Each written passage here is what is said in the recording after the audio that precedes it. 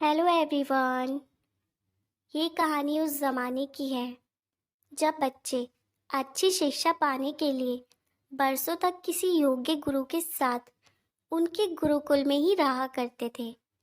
यहाँ शिष्यों को पुस्तकी ज्ञान के साथ साथ व्यवहारिक और आध्यात्मिक ज्ञान भी दिया जाता था। उस जमाने में गुरु और शिष्य का रिश्ता काफ़ी मजबूत होता था।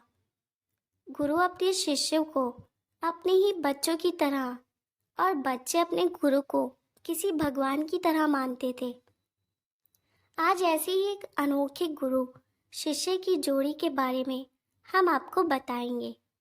एक गुरु शिष्य की जोड़ी किसी काम से गुरुकुल से दूसरे गांव गए हुए थे। मौसम बारिश का था। उस दिन काफी जोरदार बारिश हुई। जब गुरु शिष्य अपने गुरुकुल की तरफ वापस लौटे तो उन्होंने देखा कि दो गांवों को जोड़ते हुए पुल को जिससे वह लोग गुजरते थे वह अब पूरी तरह से पानी में डूब चुका है। गुरुकुल लौटने का एकमात्र रास्ता था। गुरु शिष्य थोड़ी देर वहीं पर रुककर सोचने लगे कि अब क्या किया जाए।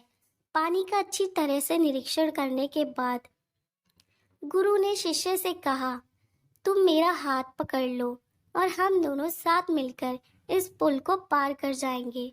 शिष्य काफी डरा हुआ नजर आ रहा था। उसमें पुल को पार करने की हिम्मत नहीं हो रही थी। गुरु ने कई बार उससे कहा, मेरा हाथ पकड़ लो, लेकिन वह फिर भी नहीं माना। कई बार समझाने के बाद भी जब नहीं माना तो थोड़ा गुस्सा आया। उन्होंने जबरदस्ती शिष्य का हाथ पकड़ा और दोनों ने मिलकर सुरक्षित रूप से उस पुल को पार कर लिया। दूसरी तरफ जाने के बाद गुरु ने उससे पूछा, अब बताओ, तुम जो मेरी किसी बात को अनसुना नहीं करते, आज तुमने मेरी बात क्यों नहीं मानी? शिष्य ने अपने गुरुजी से माफी मांगी और बोला, गुरुजी, मैं क्षमा चाहता हूँ आपकी बात ना मानने के लिए, लेकिन मैं क्या करता, मुझे अपने आप पर बिल्कुल भरोसा नहीं था। अगर मैं आपका हाथ पकड़ता तो हो सकता था शायद मैं ज्यादा पानी के बहाव में आपका हाथ छोड़ सकता था, लेकिन मुझे यकीन था कि अगर आप मेरा हाथ पकड़ोगे तो किसी भी हालात में आप मेरा हाथ नहीं छोड़ोगे। बस यही कारण था कि मैं आपका हाथ नहीं पकड़ना चाहता था, बल्कि चाहता था कि आप मेरा हाथ पकड़ें। कहानी है विश्वास के बारे में। जब हमें किसी पर पूरा विश्वास होता है तो हमें उसके साथ पूरी तरह से सुरक्षित महसूस होता है। विश्वासु व्यक्ति आसपास होने से हम वो सब कर पाते हैं जिससे हम डरते या हिचकिचाते हैं।